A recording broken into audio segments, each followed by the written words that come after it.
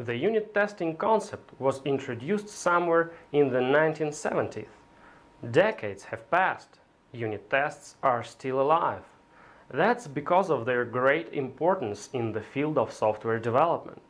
Kent Beck, remember this name if you didn't know it, introduced unit tests in Smalltalk, the first object-oriented language.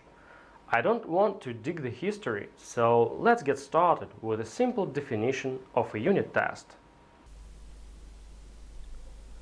A unit test is a function which calls another function, unit, and checks the correctness of the outcome from the called function. If the outcome is incorrect, or in other words, unexpected, then the unit test fails. If the outcome is correct or expected, then the unit test passes. Another important definition is the definition of a system under test, or SUT in short. Units are usually contained within classes, so we usually write many unit tests for a single class. Such a class we call SUT, or system under test. In the beginning, I also want to give you a definition of an integration testing, since I want you to understand the difference between these two absolutely different concepts. I like the definition from the book of Roy Osherov, The Art of Unit Testing, with examples in C#. Integration testing is testing a unit of work without having full control over all of it and using one or more of its real dependencies, such as time, network, database, threads, random number generators, and so on. So, the main difference between unit tests and integration tests is that unit tests isolate units they test.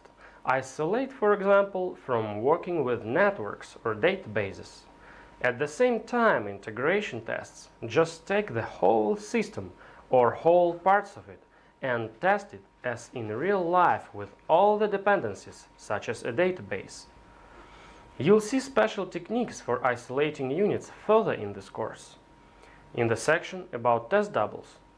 So, as a result of the difference between unit and integration tests, it becomes apparent that unit tests should run faster and be more reliable.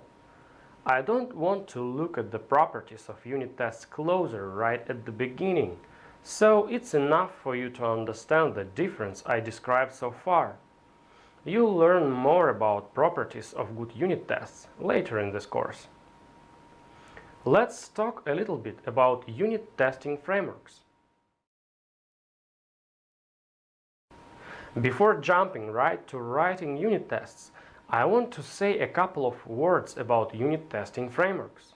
Yes, in the real world, developers write unit tests relying on special unit testing frameworks. Perhaps the most popular frameworks are the following: MS Test, NUnit, and XUnit.net.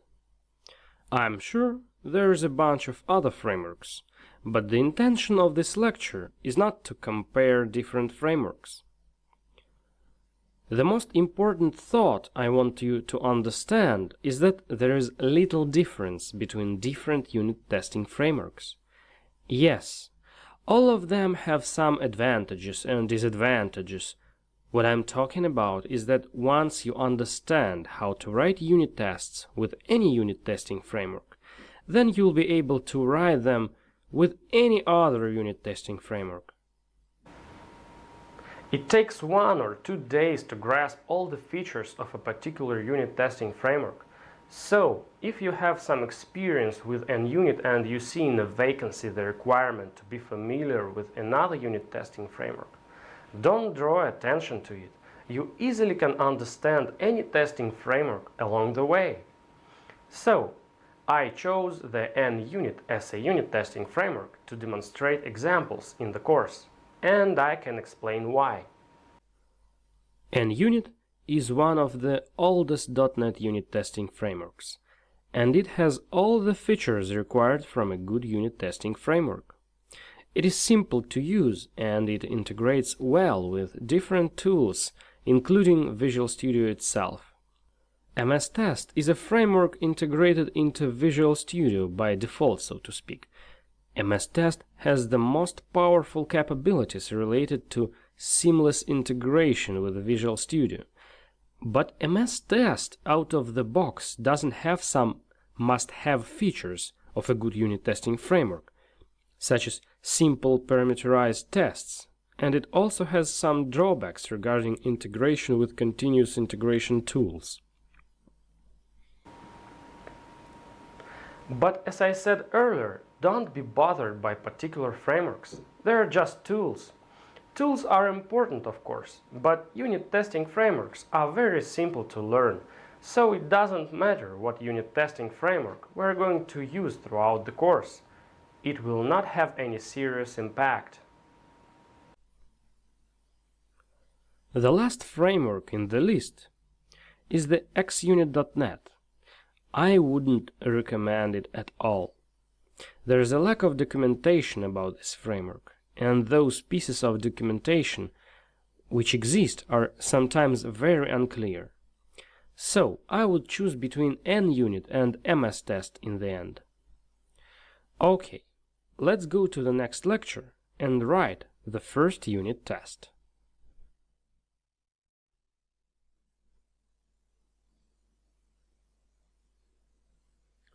And here we are in the Visual Studio 2017.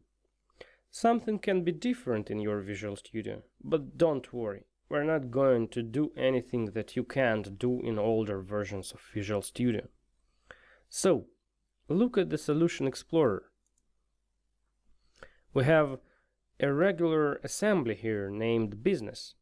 It contains some code implementing business logic. Now it has only one class with only one static method inside. Take a look. The method named parsePort takes a string parameter. At first it checks if the argument is in an appropriate format. If it's not, it throws an exception. Otherwise, it takes a substring and parses the number of a serial port. This method represents a chunk of important business logic. We don't know whether it works correctly or not. Let's write a unit test for this method to check if the implementation is correct. Usually we create a separate unit test project for each project in the solution, the code from which we want to test.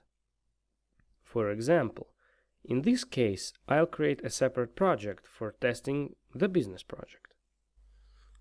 So I'll add a new project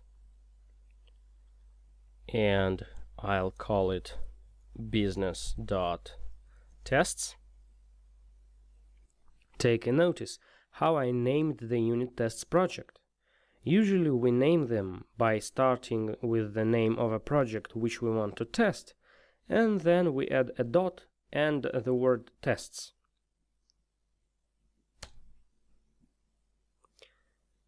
To write a unit test, we need to install a unit testing framework. So I'll go to NuGet Package Manager and install the NUnit.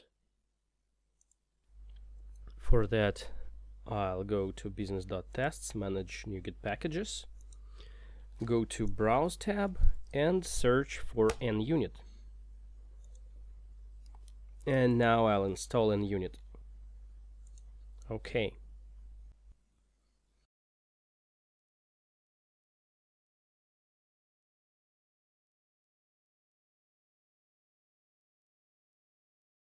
Done. Before writing unit tests, we also need to do the following steps. For running unit tests written with NUnit from within the Visual Studio, we also need to install a special extension named NUnit Test Adapter. Since we're going to use the third major version of NUnit along the course, we need to install the NUnit 3 test adapter. Let's do this. I'll go to Tools and Extensions and Updates. And I'll go to Online tab and type in NUnit. Here it is.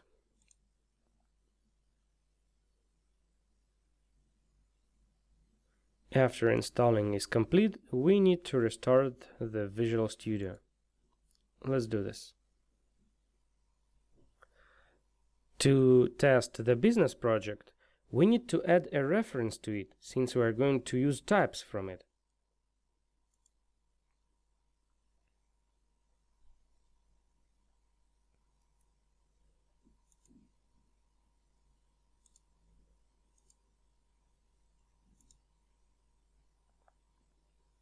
Now I can write a unit test. So for that, I'll rename this class to serial port parser tests, and I'll create a testing method which I'll call public void parse port com1 returns 1. And at first I'll call the method we want to test and assert that we're expecting 1 as a result of parsing com1 string literal.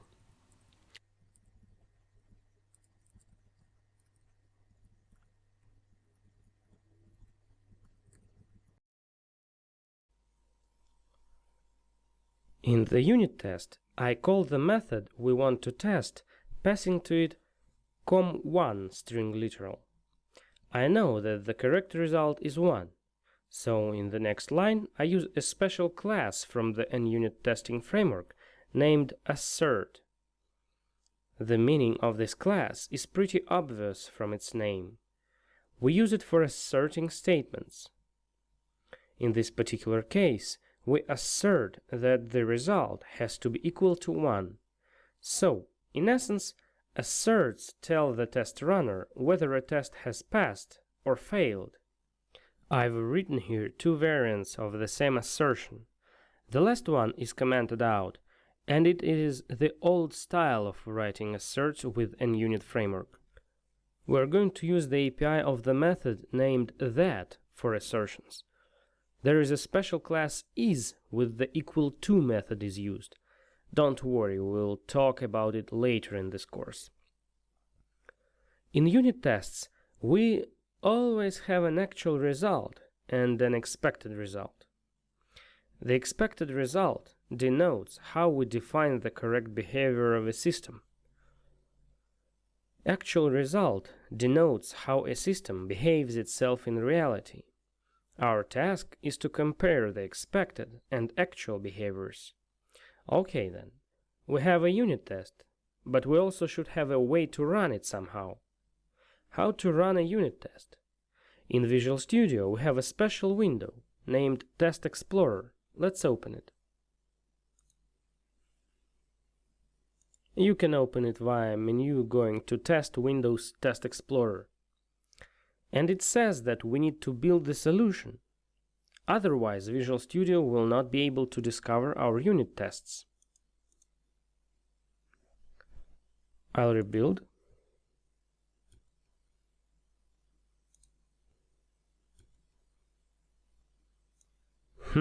Still nothing. The thing is that we need to mark testing classes and methods by special attributes to make them discoverable. We need to mark classes which contain tests with a special attribute, test fixture. We need to mark testing methods by the test attribute. Let's do this. So I go to our class and I'll mark it by the test fixture attribute. And I'm going to mark our test by the test attribute. I'll rebuild the solution. And now let's open the Test Explorer. Hooray! Now we see our test. Let's click Run all tests. And our test passes. Let's check what will happen if we make the implementation incorrect. I'll change the last index of prefix to 1.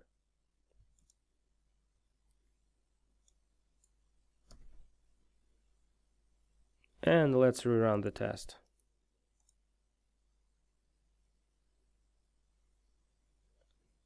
Ooh, it fails. You can click on the test and you'll see the details. Why the test failed. I'll turn back the implementation to the correct state.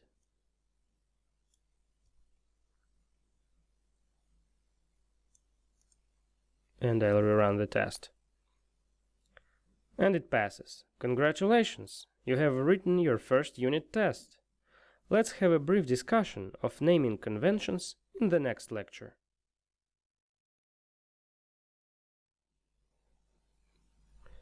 It's enough to write a single unit test to talk about the importance of naming conventions. There are no debates regarding naming testing projects and testing classes. They are almost always named in the following style. Name projects as follows. Project under test dot tests. For example, transaction model dot tests. Name classes as follows. Class name under test tests. For example, calculator tests or customer tests. There are several ways of naming testing functions. I can mark out the three major different styles. First, the unit test method's name starts with should, describing the overall idea of the testing method. For example, should add two numbers. Second, the unit test method's name starts with the name of a unit under test, underscore, and the second part, as in the first style, starts with should. For example, sum underscore should add two numbers.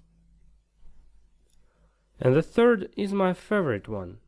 It is the most complex, but I like it because it reveals the intention of the testing method in details.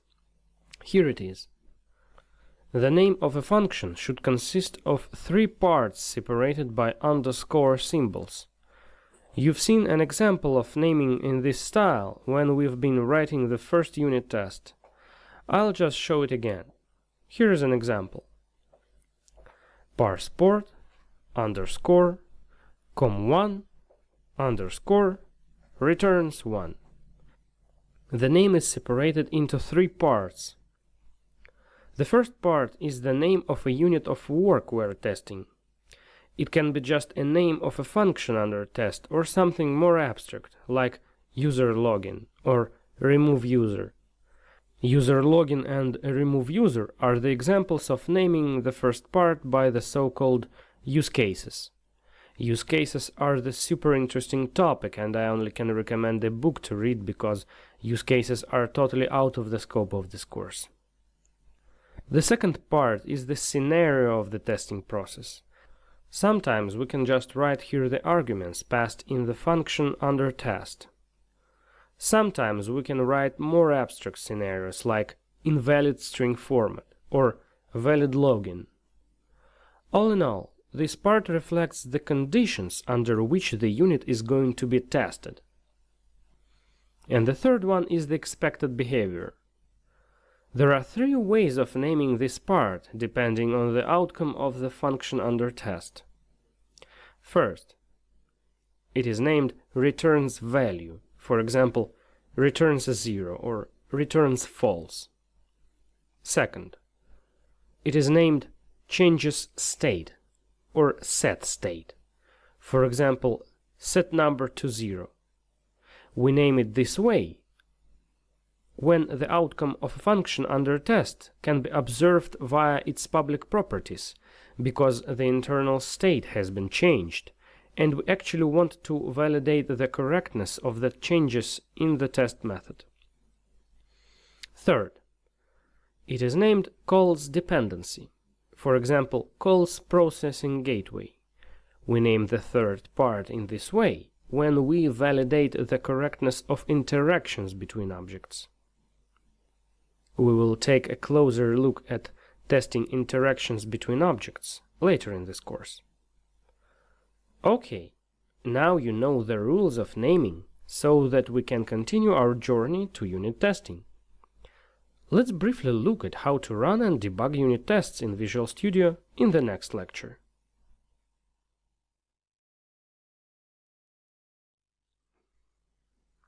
In this lecture, I want you to get acquainted with the most often used features of Visual Studio regarding unit testing.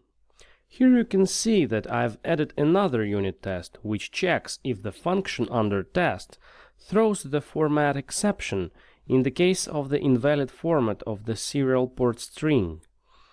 I do this with the help of the generic throws method.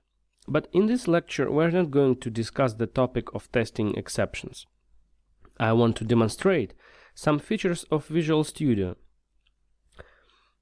You can see that I opened and pinned the Test Explorer window. Let's take a closer look at what this window offers. First of all, we have already used the run all command.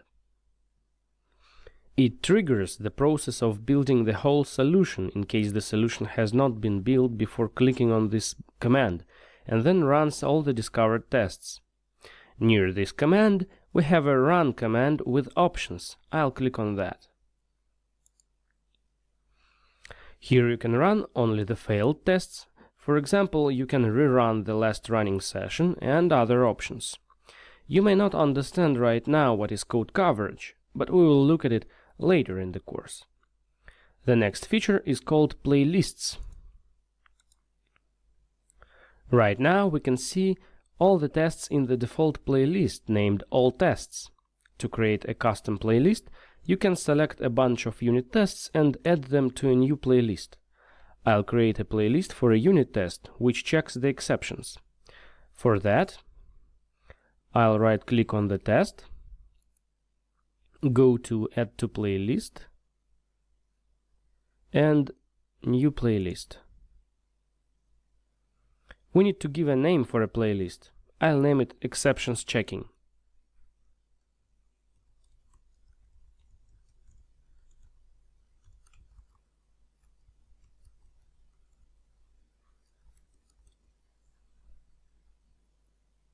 And click Save. Now, if I go to Playlist, I see my newly created playlist. I'll click on it. And in the list of unit tests, I see only those which are contained in that playlist. It is sort of a grouping technique. If you want to run only a specific part of unit tests, you can create your own playlist or playlists and run them. If you make a double click on the test, Visual Studio will open the corresponding source file and set your cursor to that test. Using the context menu, you can run tests separately. I'll right-click on any test, and you can see here that I can run it or debug it. If I want to debug the test, I can set a breakpoint and click on that menu item. Let's do this.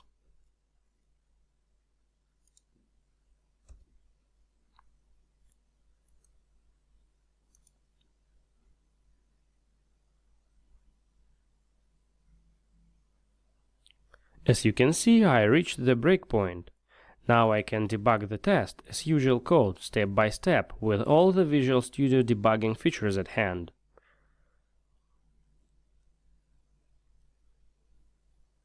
I'll stop the debugging. You can also group tests. There is a small icon on the top. Here it is. Here you can choose how to group unit tests, by their namespace, by the class, and many other options. There is another small icon near the grouping one. Here it is. This option turns on or turns off the automatic running of unit tests after builds. I'll turn it on and rebuild the solution.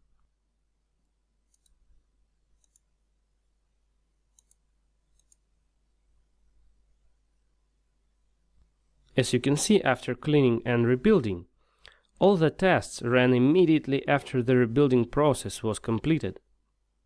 Great! Now you have some understanding of what you can do with Visual Studio regarding managing unit tests. You can make your life easier with all these features. Just try them in practice. Okay, let's discuss the benefits of writing unit tests in the next lecture.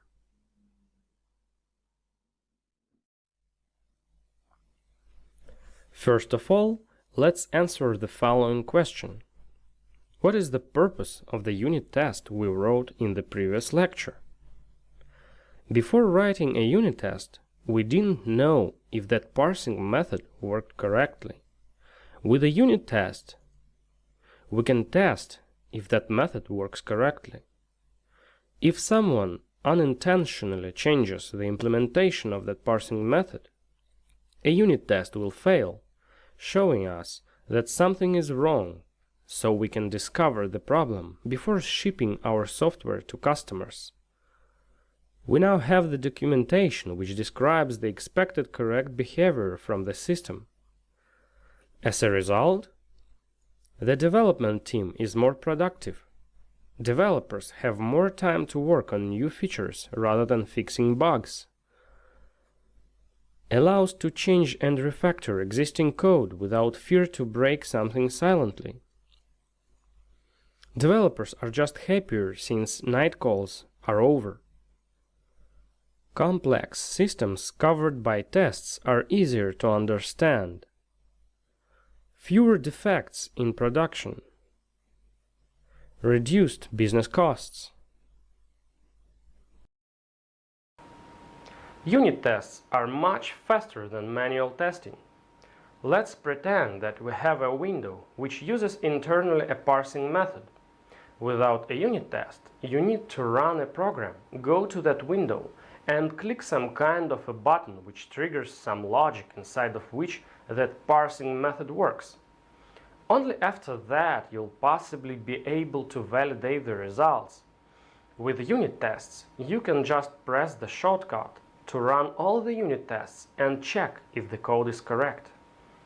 Of course, the reality is not so simple as it might seem, but the overall idea is to have a safety net. That safety net is the set of unit tests which we can automatically run and ensure the correctness of the system. A separate benefit which can be marked out is that unit tests are very helpful for continuous integration.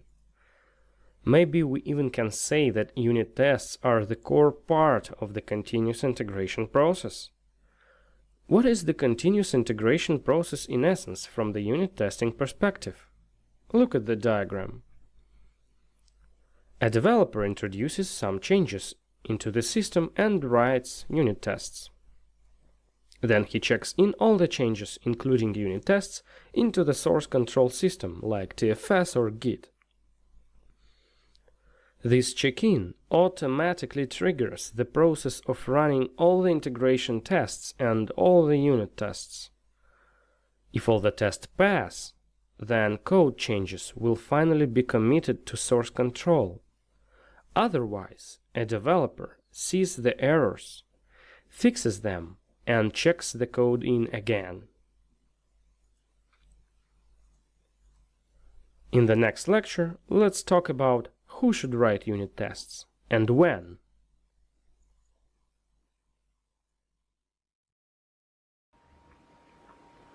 Many developers think that testers should write tests. Really, why the hell programmers should be bothered by writing any tests? The answer is simple. If you don't write unit tests, don't treat yourself as a professional developer. Developers are responsible for the code they write. If you don't write unit tests, then you're an irresponsible programmer and you should be fired. Sometimes we need testers, I agree with that, but testers are usually responsible for manual testing. Manual testing is when a tester runs your program, clicks on the buttons and verify by eyes the correctness of the program's behavior. They will not write unit tests. That's your responsibility as a programmer to write unit tests and do it well.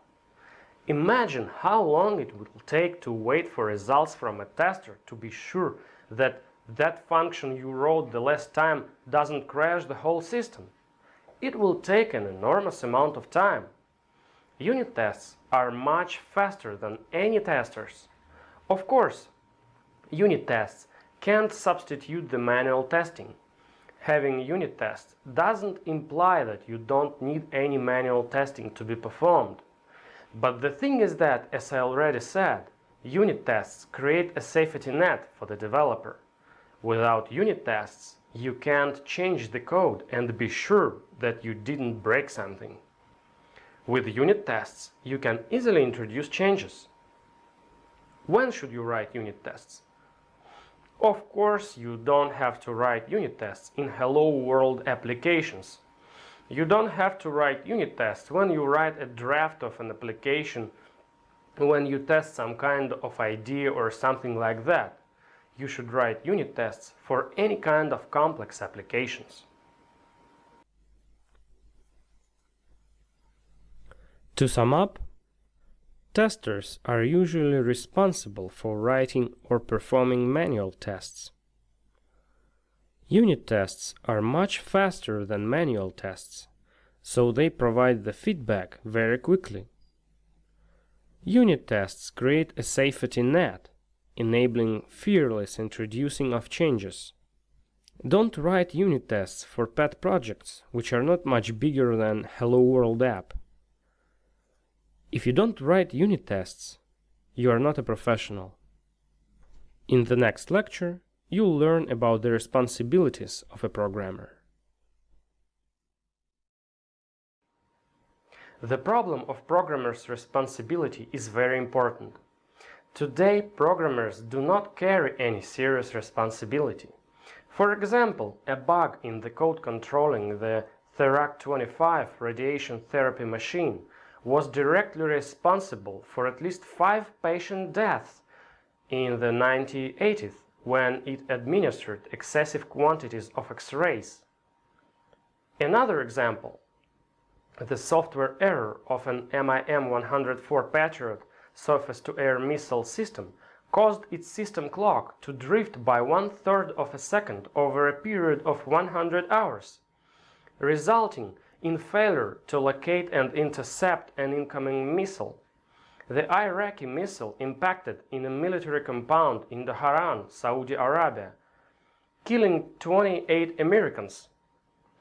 Programmers are not responsible for such failures. Doctors who make such mistakes will lose their license.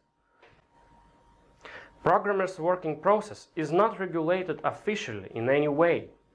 At the end of 2015, Robert Martin, aka Uncle Bob, wrote a blog post where he came out with the programmer's oath.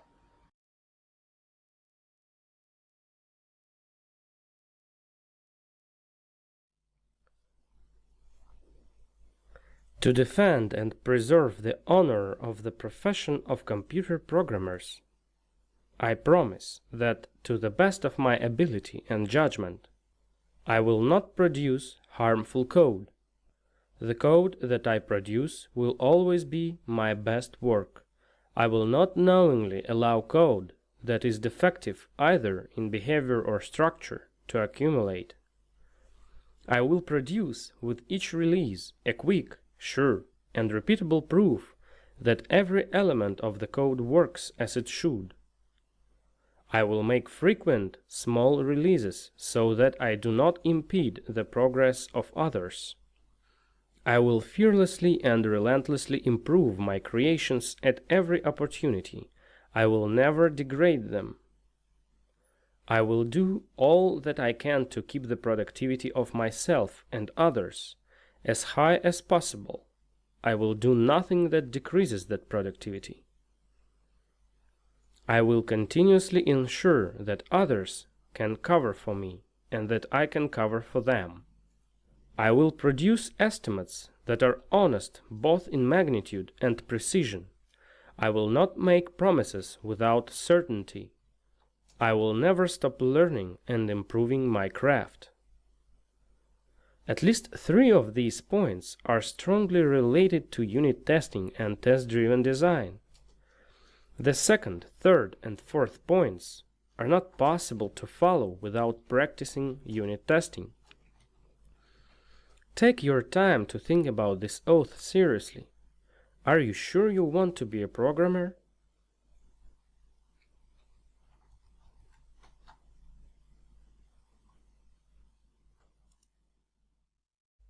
And here is a simple first task for you to solve. We have a class called degree converter, which exposes two public converting methods. The first one takes degrees in Celsius, and the second one takes degrees in Fahrenheit.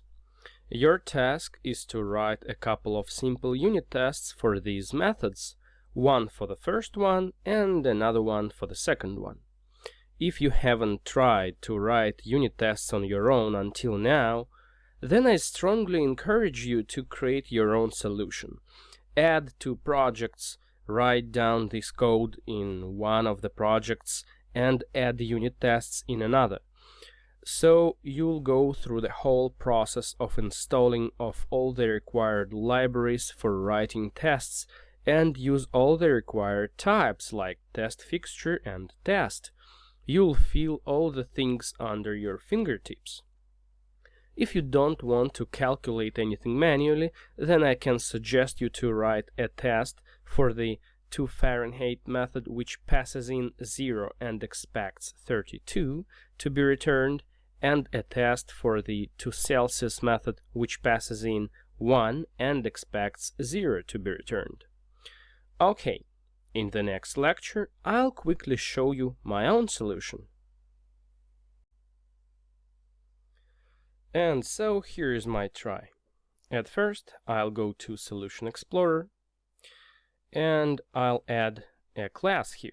Don't pay too much attention to all the files that you see here. You see them because I record this lecture after the whole course was recorded. So don't be bothered by this. What I do is just add a class here to the tests project, and I'll call it degree converter tests. Okay, I'll make it public, and I'll cover it by the test fixture attribute. Yeah, importing the NUnit.framework namespace. And now I can write the unit tests. So the first test is going to be public void to Fahrenheit, because I'm going to test the to Fahrenheit method, and I'm going to pass here 0 Celsius, and I expect that 32 is going to be returned, so I write returns 32. What I have to do here, at first I need to create an instance of the system under test, or the degree converter class, in other words. Degree converter, since we're going to test its methods. And I need to act on it, and I'm going to act on the converter by calling to Fahrenheit, since we're testing it, and I pass 0 Celsius here. And now I can write the assertion. I want to assert that result should be equal to 32. We're expecting 32 to be returned. And let's write another test right away. I'm going to call it to Celsius, and I'm going to pass 1 when Fahrenheit, and I'm expecting that it's going to be 0 as a result. Yeah, we're going to see 0. Okay, and again I need to instantiate the degree converter, so I'll say new degree converter, and now again double result equals converter dot to Celsius to, for some reason I don't see this method. Seems like this is some kind of a bug. Okay, a bug in IntelliSense. And now I assert that result is going to be equal to 0. Okay, now I'll build the solution. Okay, build succeeded, and I'll go to Test, Windows Test Explorer,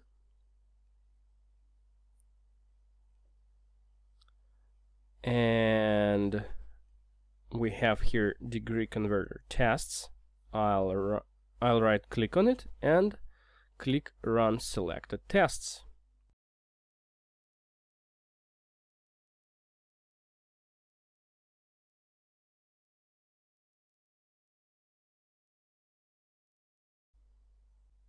You can see that I have a problem here. The thing here that the test runner doesn't want to run our tests. And this is because starting from a certain version of Visual Studio, we need also add to each testing project, we need to add the test adapter NuGet package explicitly. So I have here installed NUnit and Substitute and other packages, and I also need to install a NUnit test adapter. I need to browse for it. Here it is, and I'll install it. Okay. So don't forget to do this as well. Okay, and if I close it and go here and run selected tests once again, voila, we can see that our tests pass. What means that our production code should work fine. It should work correctly. So this is my simple solution for writing unit tests to test the degree converter. Actually, we can simplify these tests a little bit, but all the refactoring techniques related to unit tests writing are going to be covered in the upcoming sections. Okay, so if you have any questions till now, then please visit the questions dashboard and ask me, and I'll try to give my answer. So if you experience any troubles with running unit tests or writing them or understanding them, please go to the questions dashboard and ask your question. See you in the next lecture. In this section, you learned that a unit test is a function which calls another function, a unit, and checks the correctness of the outcome from the called function. The system under test is an object which contains a unit being tested by a unit test. A particular unit testing framework is not relevant from the perspective of writing valuable unit tests. Unit testing frameworks are very similar to each other.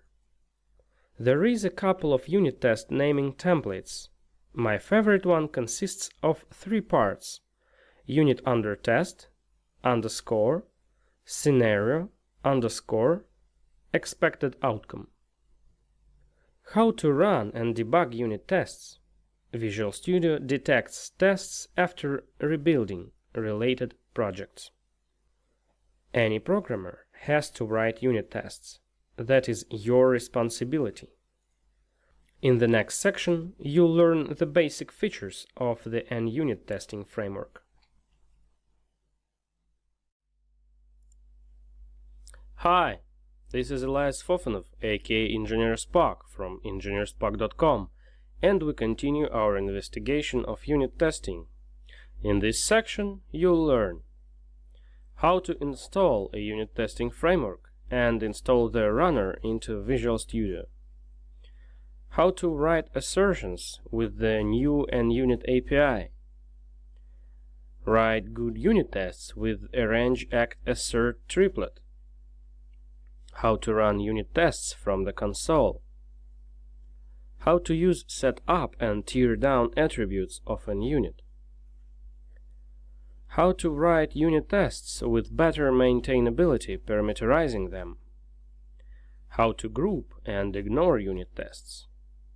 How to calculate code coverage and what is the importance of code coverage. In the next lecture, you'll learn how to write assertions with the NUnit.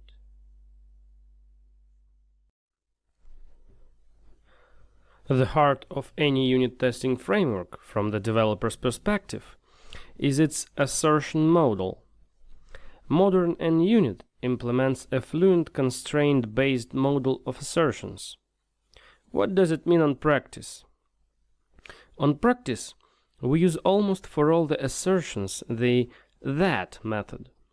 Here on the slide you see the signature of a generic that method.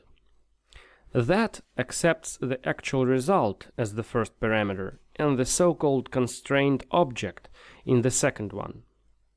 The most important thing here concerns the second parameter. Let's dig into the model of constraints. Constraints are the heart of assertions. I want to demonstrate this system from the practical point of view. I don't want you to cram into your mind all the internal types of the NUnit, so I'll try to simplify things a little bit. With no doubts, at the top level we have three major logical constraints. Here they are: is, has, and does. These constraints are represented by the correspondingly named classes in the NUnit. The model of constraints is multi-layered. At the next level, we may have, but we are not obliged, other logical constraints. Here they are: all, not, some.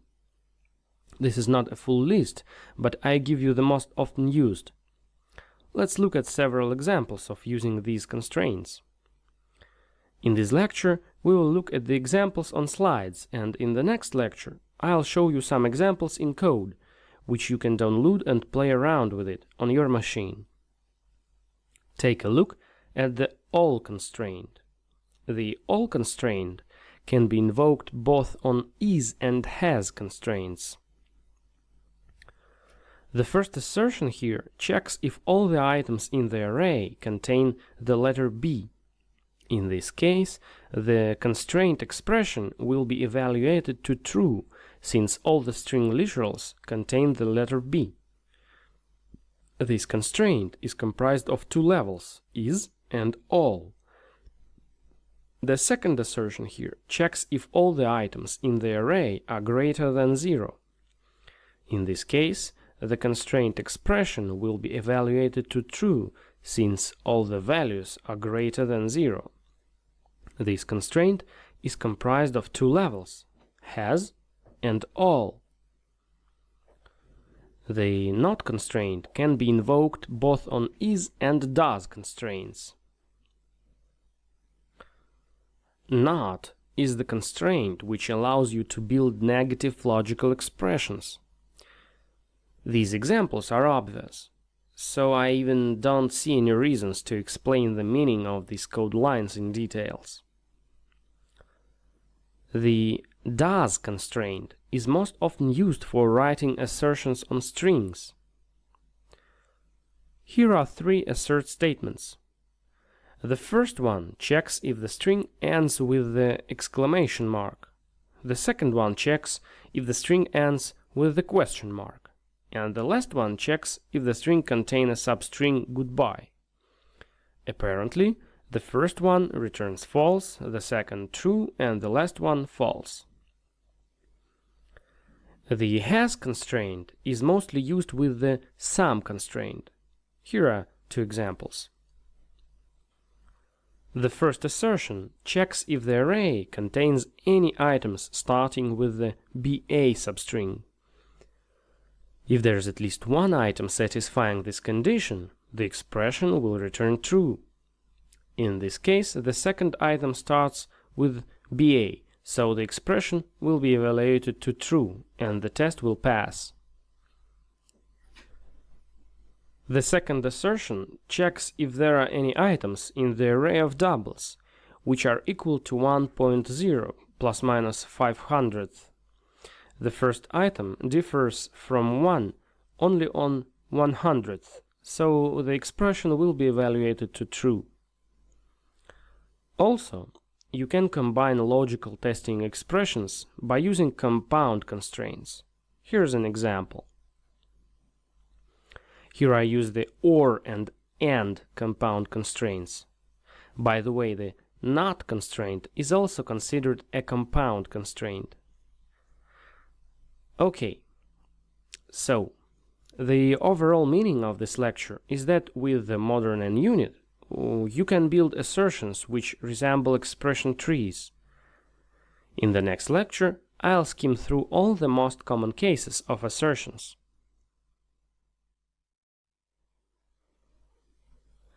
I added the class character, which represents a character from a game.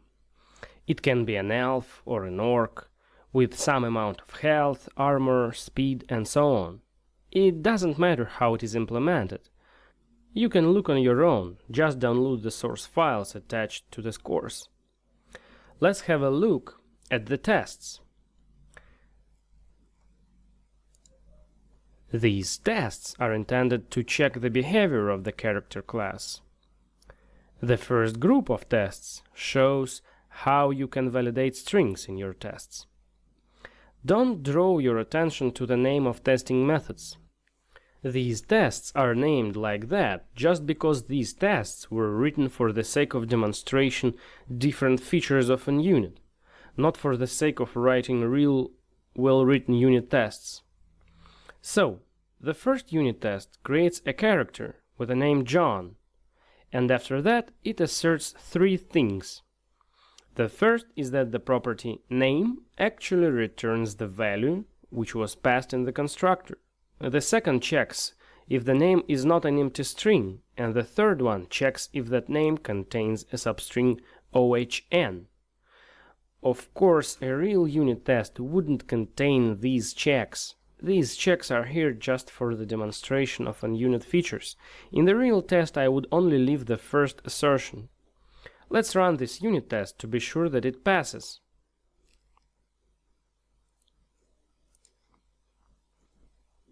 Okay, it passes.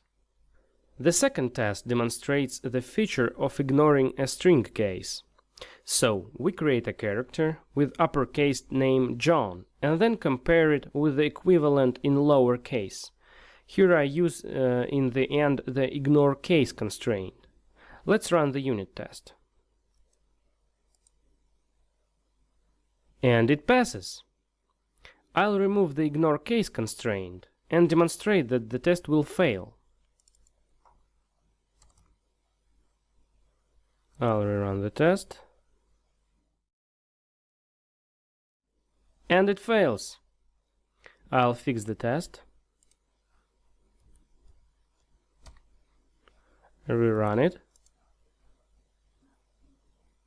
Great. Let's get to the next group of tests, numerical tests. The first test demonstrates that we can use the is equal to with numeric values. This test creates a character and checks if the default health is equal to 100. Let's run the test.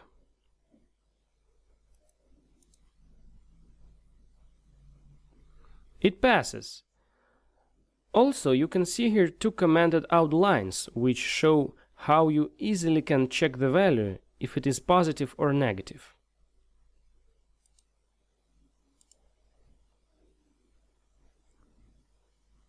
The next two tests demonstrate that you can use the same API with floating numbers. In these two tests, we just check the correctness of a default speed for a corresponding type of character.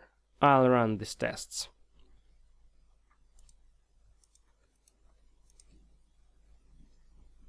and they pass.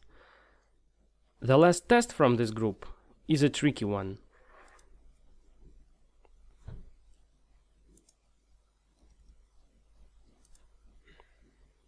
This test looks very similar to the previous one, but it demonstrates the problem of comparing floating point numbers.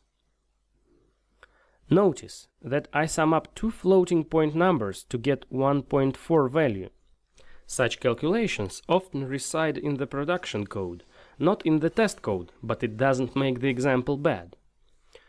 I'll run the test.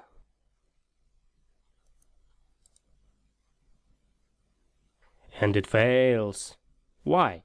The thing is that 1.4 and the result of summing up 1.1 and 0.3 are different values. There will be a tiny difference between them. If you want to learn more about why this happens, Google for it or look for a good C# course. I'll just say that you should compare floating point numbers with tolerance. I'll comment out the first assertion and uncomment the other two ways of setting a tolerance.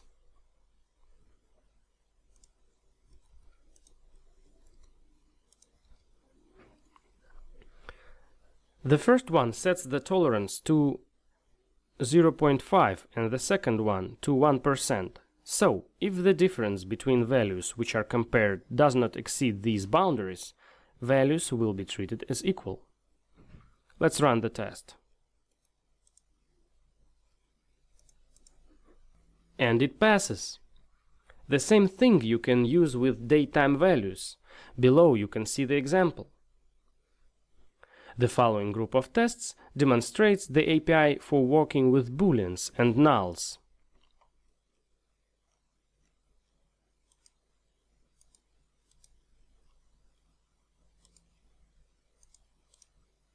The first test shows how you can check a value on null. A character doesn't have a name by default, so this test checks if the name returns null. I'll run the test.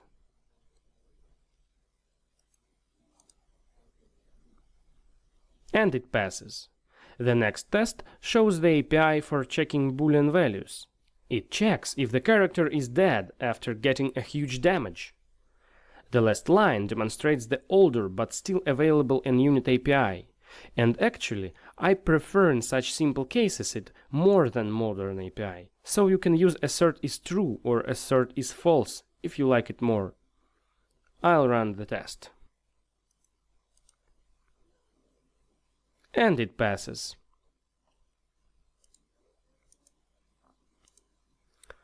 I joined all the assertions in one test to show the features of checking collections. Here you can see that I create a character and fill the collection of weapons by two weapons, a knife and a pistol. After that, you can see how to check if all the items in the collection are not empty. For using this constraint, the values have to implement the IEnumerable interface. String implements IEnumerable so that you can apply this constraint. The next line asserts that the collection contains an item knife. The next line asserts that the collection has exactly two items.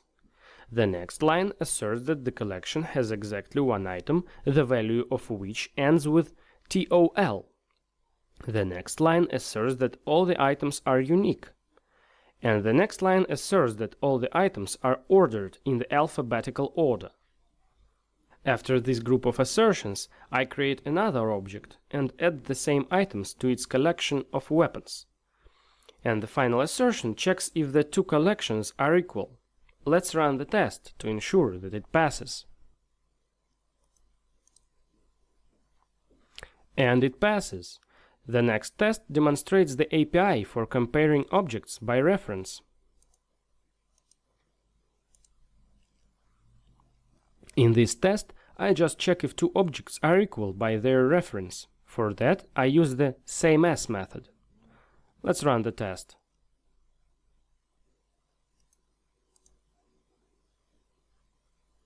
And it passes. The following test demonstrates the API of checking types. Here you can see that I create the object. The actual type of this object is character. In the assertion expression, I check if the actual type is character by using the generic version of the typeOf method. Let's run the test. And it passes.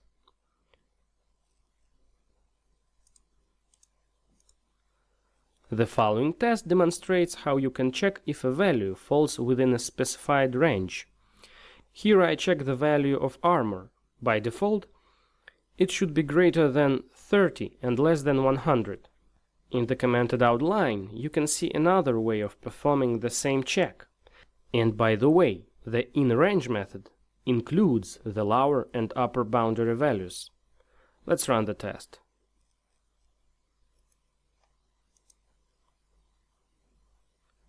And it passes.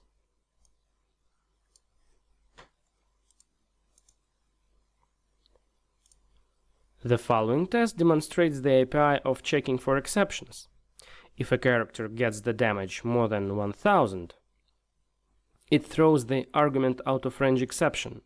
Here you can see two ways of performing the same check. I prefer the generic method throws, passing to it a lambda expression. I'll run the test.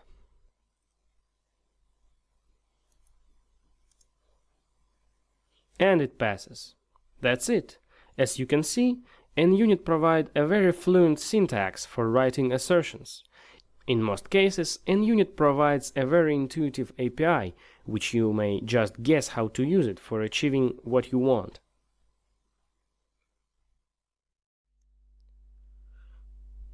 I want to stay at one important notion in unit testing briefly. Remember that almost all the tests comprise of three steps: arrange, act, and assert. Take a look at this example. Maybe in the previous lecture you've seen simpler tests, but in the real world, tests are usually comprised of three steps. Arrange, where you set up the system under test, then you call one or a couple of methods, and at the last stage you verify the correctness of the behavior by assertions. You may also hear that developers refer to this concept as AAA or 3A. In the next lecture, you'll learn how to run unit tests from the console.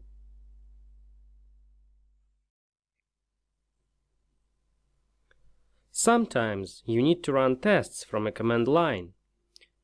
For example, if you are setting up a custom process of continuous integration.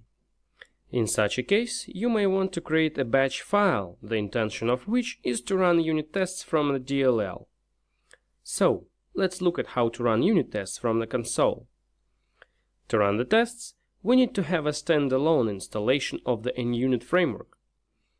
I'll show you what I pre-installed before recording this lecture. To download the standalone version, you can visit this site. Since I didn't need the runner with the graphical user interface, I just downloaded the NUnit.console. The process of installation is fairly trivial, so there is no need to remove my installation for the sake of showing you the installation process. I have installed NUnit to program files /nunit.org. So, to run the tests, I'll firstly open the Visual Studio command prompt. I already navigated to the folder of NUnit. And to run the tests from a DLL, I can write the following command. This command launches the NUnit console program and passes to it a full path to the assembly which contains our unit tests. I'll press enter, issuing the command. And all the tests pass. And we see the results here in the console window. The results of running unit tests are saved to the testresult.xml file, by the way. That's how fairly simple you can run unit tests from a command line.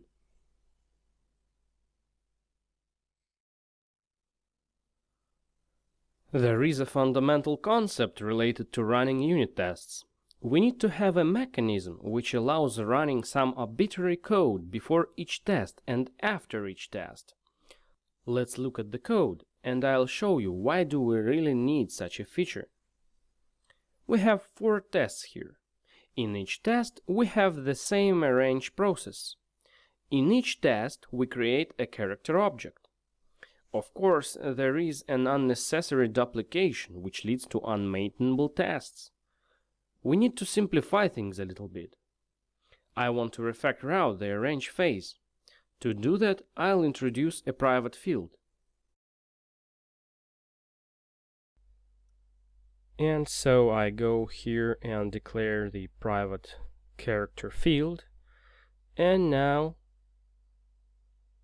and I instantiate it right there, and now I can use it in our tests.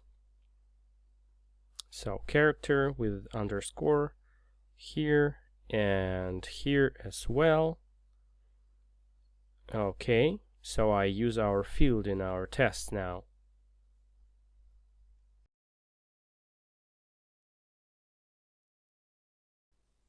Done. Let's consider the last 2 tests. Actually, I wouldn't write these 2 tests as separate, but this example demonstrates the problem. Both tests check if the health property returns correct values after some damage was received by a character. Let's run these tests one after another at first.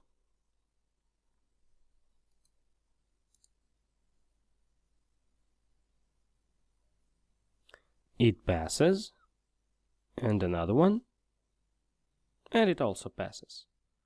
They pass. Now let's run all the tests from this class. Oops, one test failed. Let's run the failed test separately.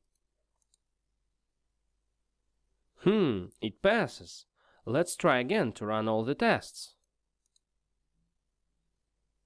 Oops, one test fails. Why does this happen? The problem here is that all the tests now share the same object we introduced as a class field. Initially, we had a good idea to make our code clearer, but as a result, we have broken the code. NUnit allows to introduce a method which sets up the environment before each test. Let's introduce a setup method.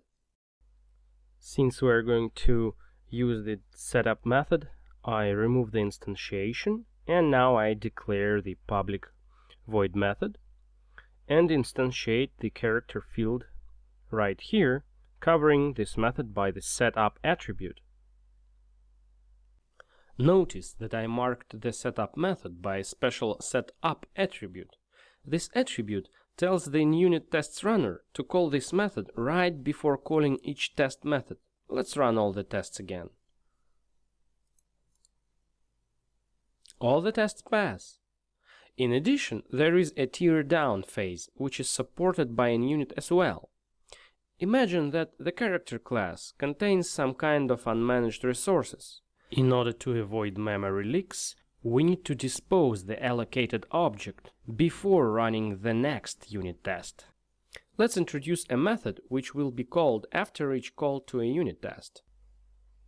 So I'll say public void, and I'll name it tear down, and character calling dispose. We call dispose and assign null to the character field, and cover this method by the tear down attribute. Let's rerun all these tests. And all the tests pass. I want to show you the sequence of executing unit tests. For that, I'll set 2 breakpoints. And I'll debug the unit tests.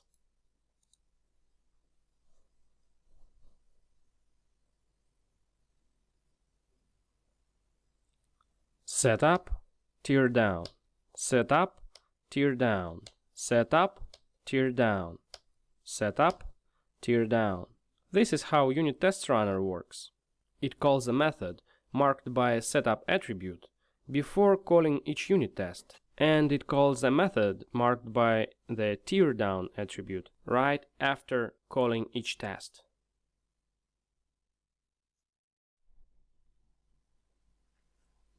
We have a similar concept of running methods before any other methods on the level of namespaces and assemblies. Look at this code. We have two classes here. One is declared out of any namespaces and another within the business tests namespace. The attribute setUpFixture marks both classes. Each class defines two methods. One is marked by the one-time setup attribute and another marked by the one-time teardown attribute. The test runner will treat the class which is marked by the setUpFixture and placed out of any namespaces as the class which sets up the environment for all the tests in the current assembly. The test runner will treat the class which is marked by the setUpFixture attribute and placed within a namespace as the class which sets up the environment for the whole namespace. I'll set the breakpoints at the following lines.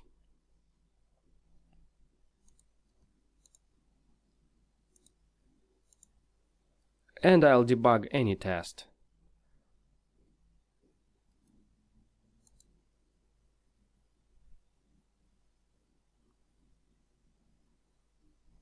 As you see, we reach these methods.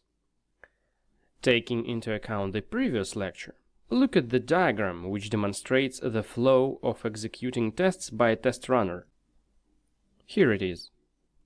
At first, methods which are adorned by the one-time setup attribute run per assembly or namespace. After that, class after class, the same algorithm will be repeated. A method decorated by the setup method runs, then a test, then a teardown method, and the same cycle again and again. In the end, methods adorned by the one-time teardown attribute will run.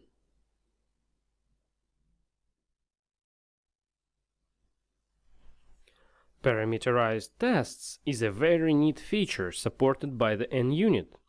MS Test supports only complicated data-driven tests out of the box. Look at these two methods. They test the same, just with different values. With parameterized test feature, we can refactor them into a single one clean test. So I'll just comment out these two tests. Okay. And I'll write another test, public void. I'll name it health. Damage returns correct value. And this test will take the damage and expected health. And now we can add test cases by covering by test case attribute. And we pass the values. The first one is going to be damage, and the second one is going to be expected health.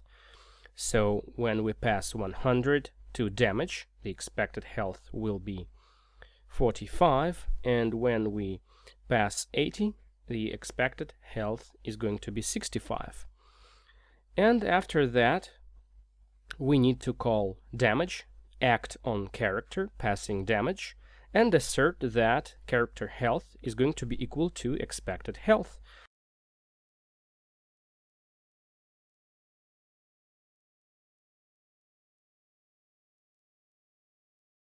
So this test is going to be run by the test runner twice, once for each test case. Just look at how nice the test is implemented now.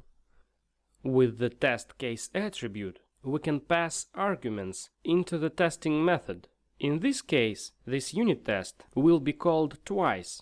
For the first test case, with 145 passed as arguments, and the second time with 80 and 65 as arguments. The first value will be passed as a damage, and the second value will be passed as the expected health.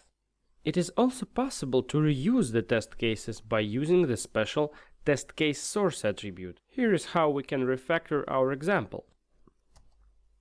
For that, I need to roll out a separate class, and I'll call it damage source, which is going to inherit the IEnumerable interface. I'll implement it. And we have the getEnumerator method here, and I'll yield returning an array of values which are going to be used as the source for test cases.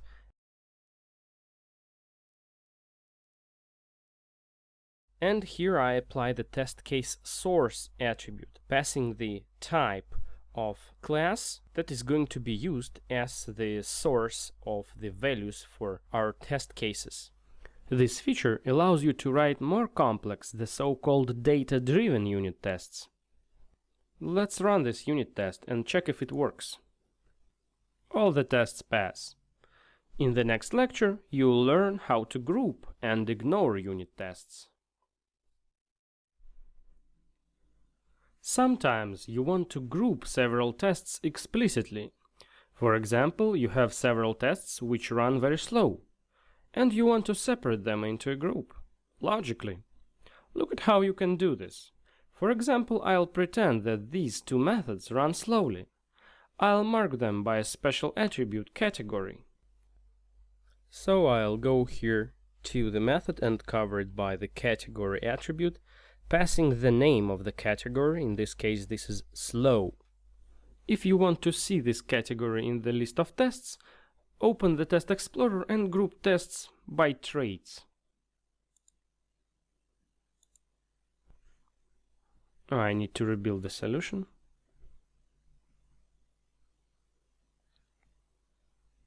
Now you can see in the list the category of long-running tests. The category attribute is applicable at the class level as well. If we mark the whole testing class, all the tests will be in that category. So if I want to do that, I'll just for that copy this line of code and paste it at the class level. All the tests from this class are now in this category. Sometimes you want to ignore a particular test. For example, if a test is temporarily broken. If you want to skip a test, mark it by the ignore attribute. Here's how you can do this.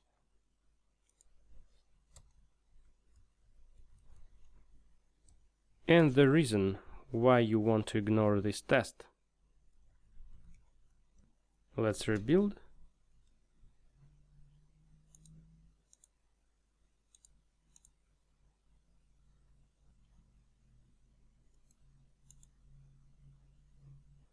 You can see an icon near the ignored test. The test runner didn't run this test. In the next lecture, you'll learn what is code coverage and how to calculate this metric.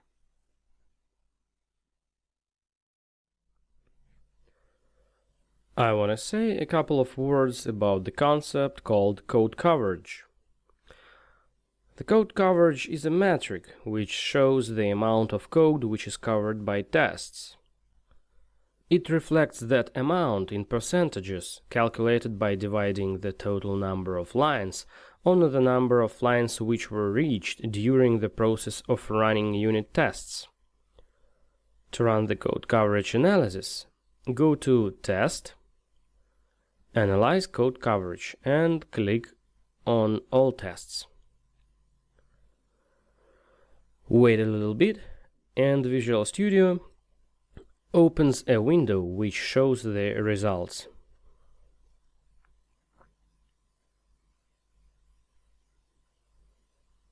Here you can see that in our solution roughly 80% of code is covered by unit tests. Expanding the tree, you'll get the statistics on classes and methods. For example, the character class is covered at roughly 70%. If you want to highlight the covered and uncovered code, you can click on the button here. Code coverage is an important metric which reflects the healthiness of the software. But let's take a little step back, and we will return to this topic in the section dedicated to best practices. In this section, let's move to the conclusion.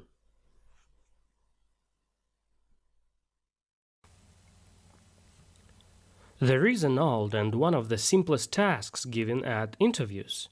I am talking about implementation of a function which takes an integer and returns fees, in case the input is divisible by 3, buzz in case the input is divisible by 5, and fizz buzz in case the input is divisible by 3 and 5.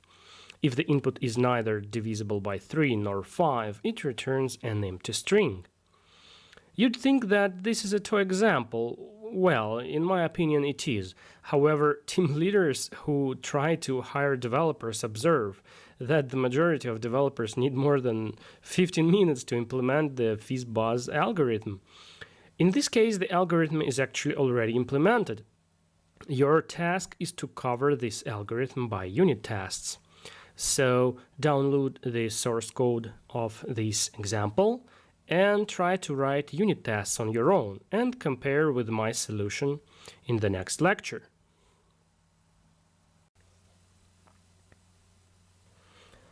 So look at my solution. In this case, we're going to test a single function, which is called ask and reside in the fizzbuzz class. And actually, in this case, we can harness the power of the test case attribute. So I'm going to write a single unit test, but decorated by several test case attributes. So I'm going to define the test fixture here, and it decorates the public class, which is called fizzbuzz tests. We're naming our testing class as usual. And I'm going to name the testing method public void test fizzbuzz. And we're going to take here an expected string and a number that's going to be passed into the fizzbuzz.ask method. So the body of the unit test is going to compare the expected string returned from the fizzbuzz.ask method passing the number. And actually that's it. This is our test. We don't need anything more here except covering our test by test cases. So let's verify the behavior of the ask method. So the first case I want to check is that we expect fizz to be returned when we pass 3. Yep. And I would add another test case just in case, which is going to be 6, and the ask method should return fizz as well.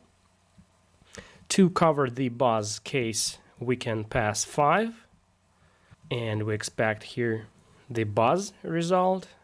And as well, I would add here, just in case, another instance of the test case attribute passing 10 as the number.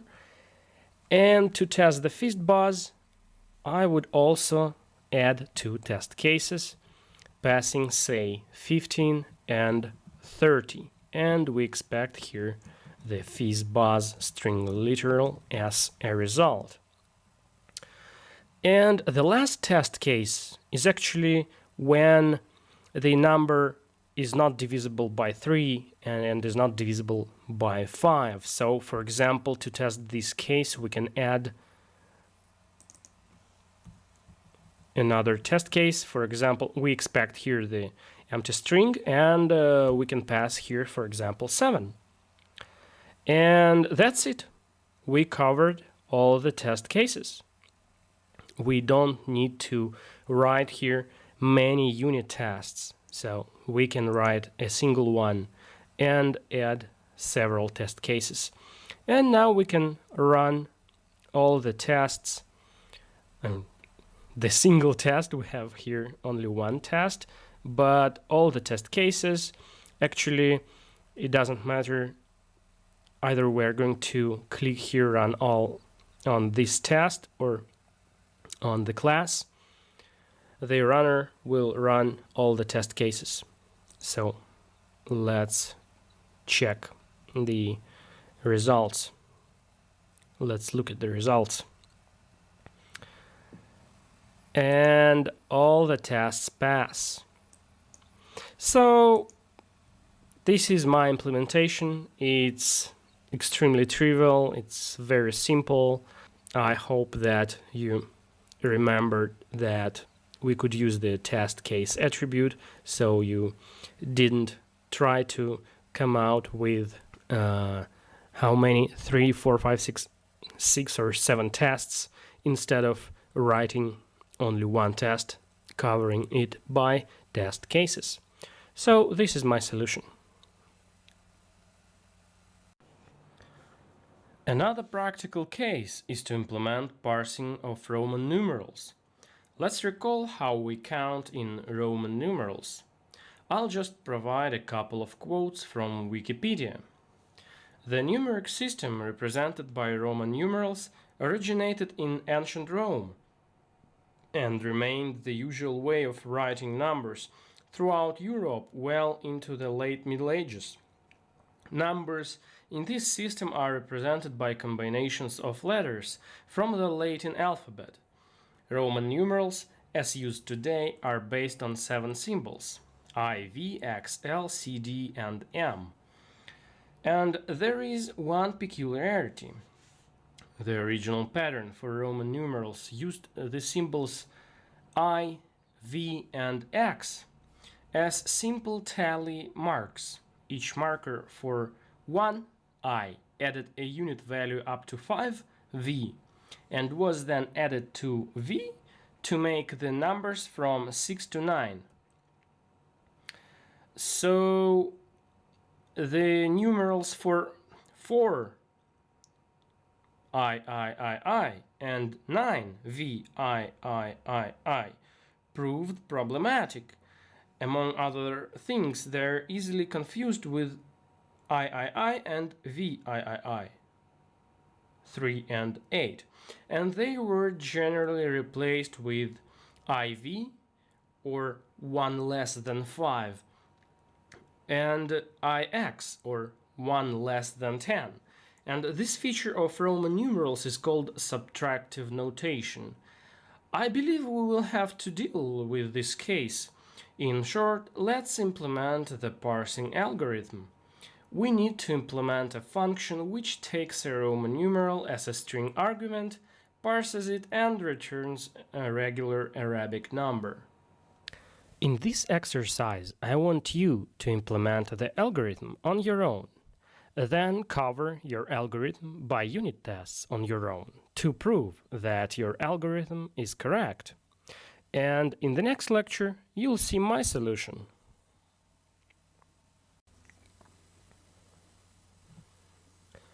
Okay, let's try to implement the algorithm. At first, I would declare a dictionary, so to speak, a map, to map Roman numerals to Arabic, to simplify the way to retrieve Arabic numbers.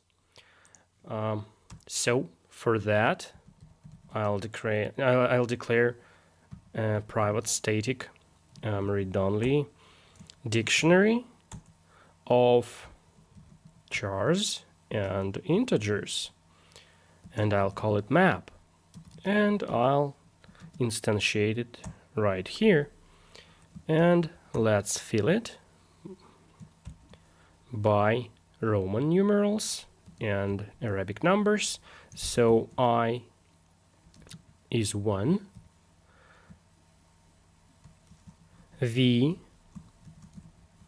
is 5, L is 50, X equals 10, C equals 100, D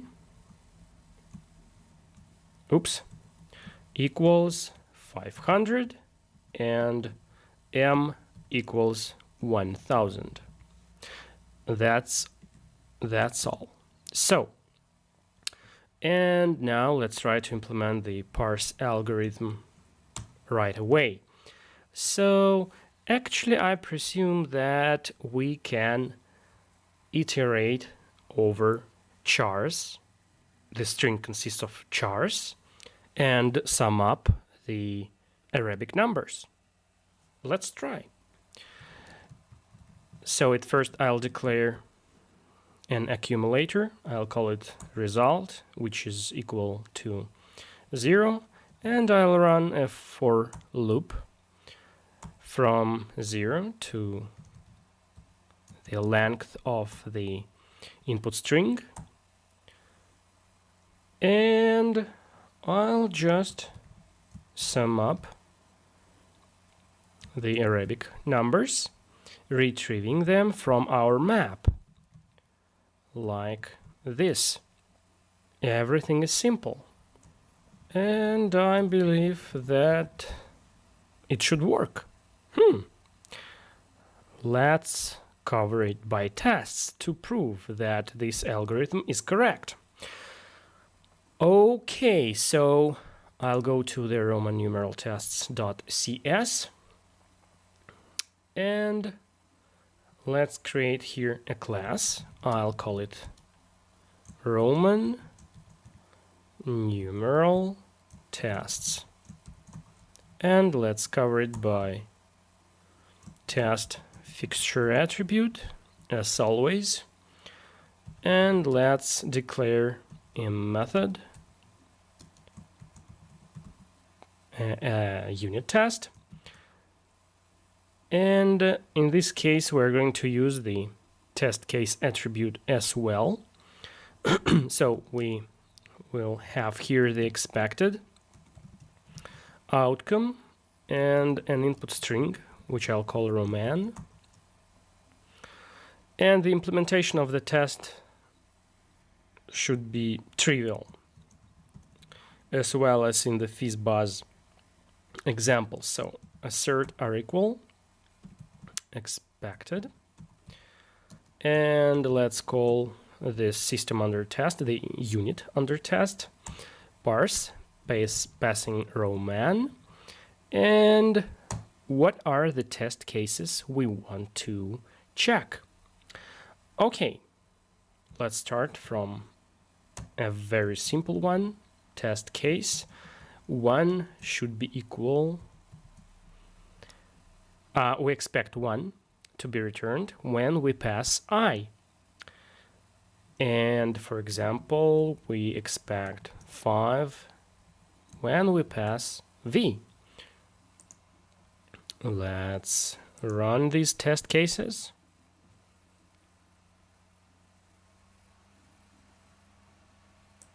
And actually these test cases are green. Good. Let's test a compound number, like for example II. It should be equal to 2. Yep. Yeah, I believe it should.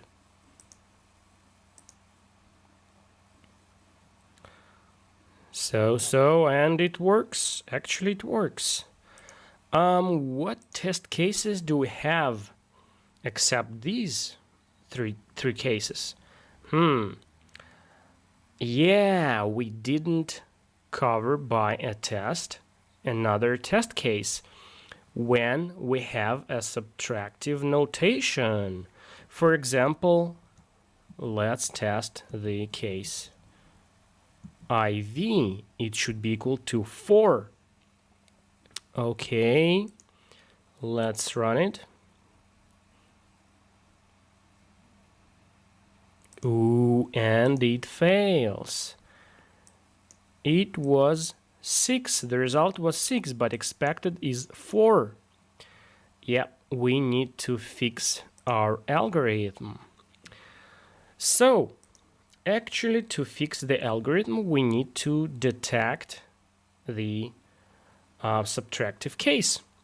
And actually, it's pretty simple. So, at first, let's rewrite this.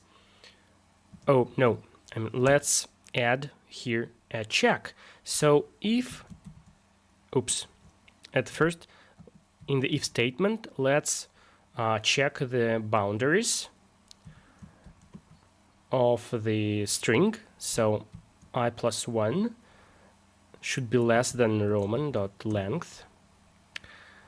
And if it is subtractive, and to detect if this is a subtractive case, I'll pass here the last two chars, I and Roman I plus 1. That's good. And so actually, if this is not a subtractive case, we're going to add. And if this is a subtractive case, we want to do the same, but with the minus sign. Yep. Yeah. So let's generate this method. And the implementation should be fairly trivial. I'll call these chars as C1 and C2.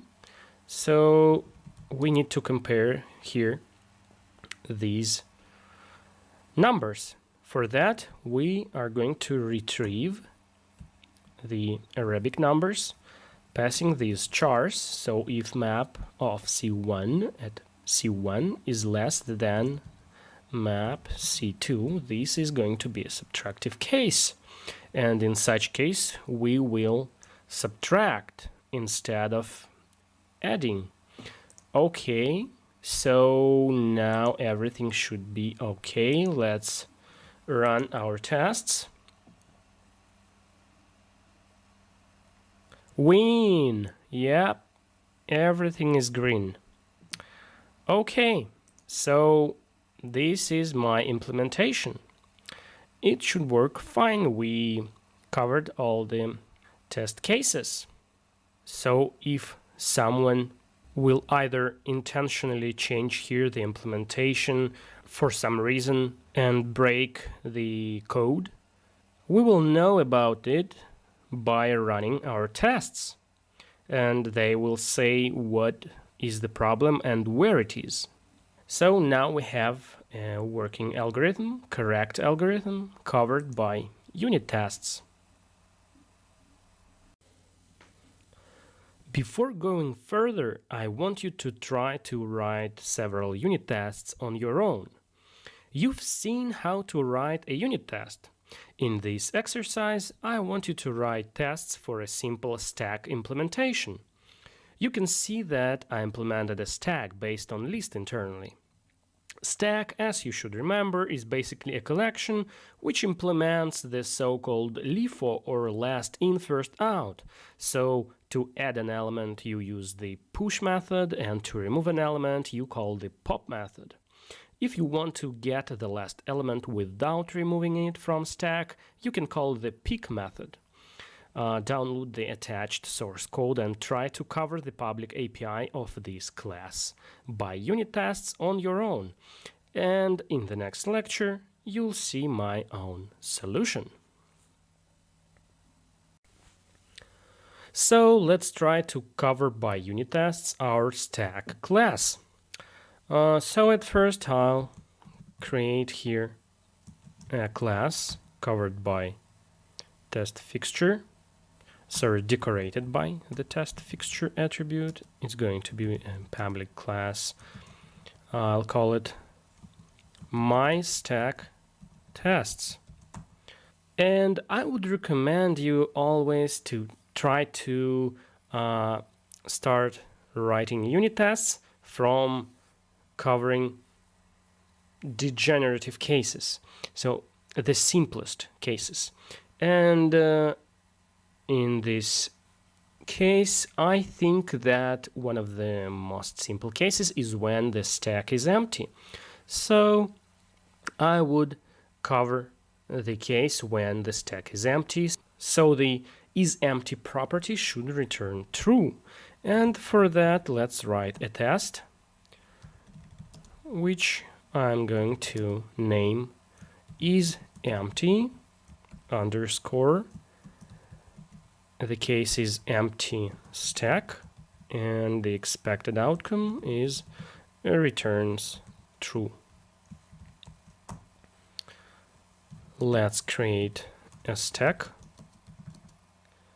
new my stack of integers, and we can write the assertion here is true, querying the isEmpty property.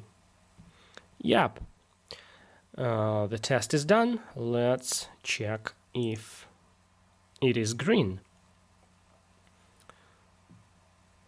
Let's stick this window here, and yes, the result is green. And the next test I would write will check the count property after pushing one item. The count property should return 1 as a result. Yep, so it's going to be a test named count, since we're testing the count property. The case is push one item, and the expected outcome is returns 1. And for that, we can create a stack, an empty stack, as usual, and then push, let's say 1. And now we can write 1 or 2 assertions. In this case, I actually would write here 2 assertions to check that isEmpty property now returns false. So I recall stack.count, and the isEmpty property should return false. Yep. And let's run this test.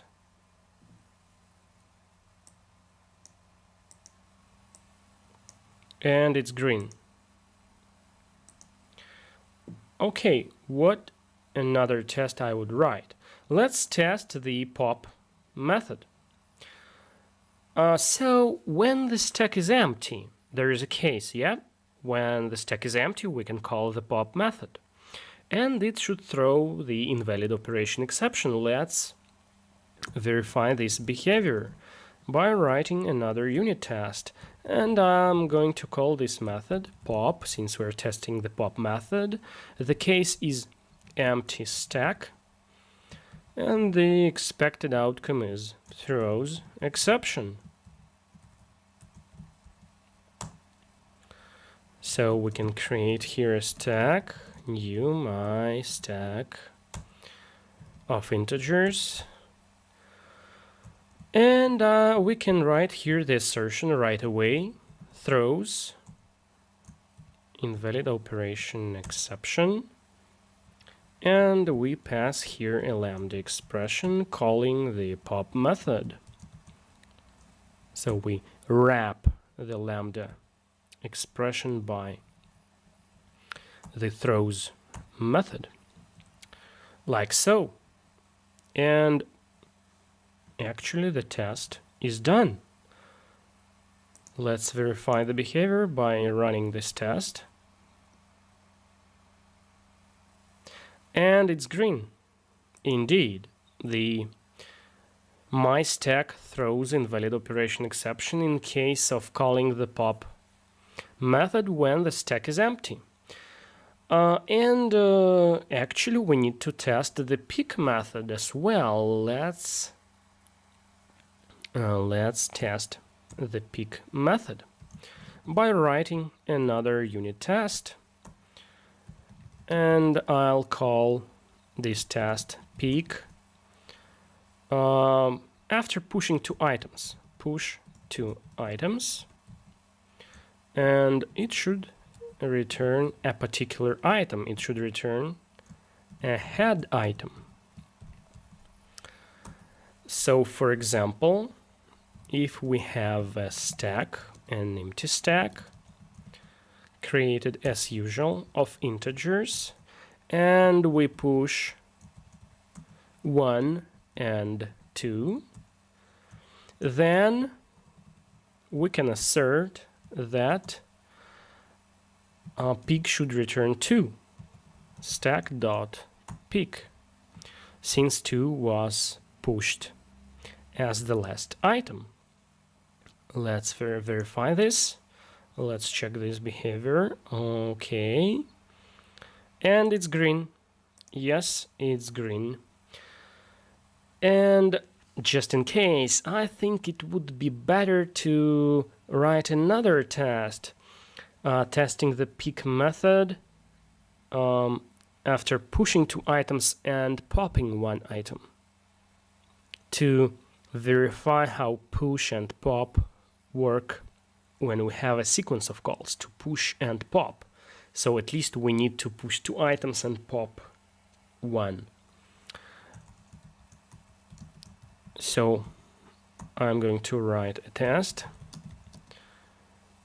and I'll call it peak underscore push 2 items, push 2 items and pop. It returns head element. And let's create a stack via constructor of integers.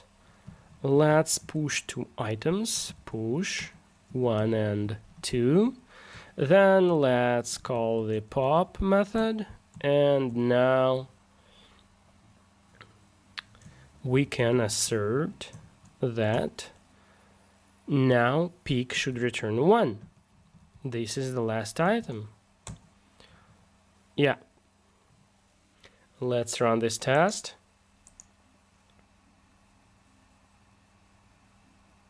And it's green. Well, what do you think? Did we cover all the cases, all the possible cases?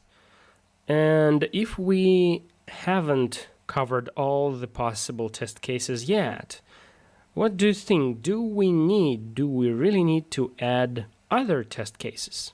You can write on the question dashboard to discuss this problem. I encourage you to think about it. Okay, so this is my implementation. These are my tests for our MyStack implementation. In this section, you learned how to use the new assert that API of NUnit. You learned about constraints, which are used to write assertions. How to write valuable unit tests with AAA triplet. In the first phase, you arrange the SAT, then call the action or unit on the SAT, and in the end, you write the assertion. How to run tests from the console.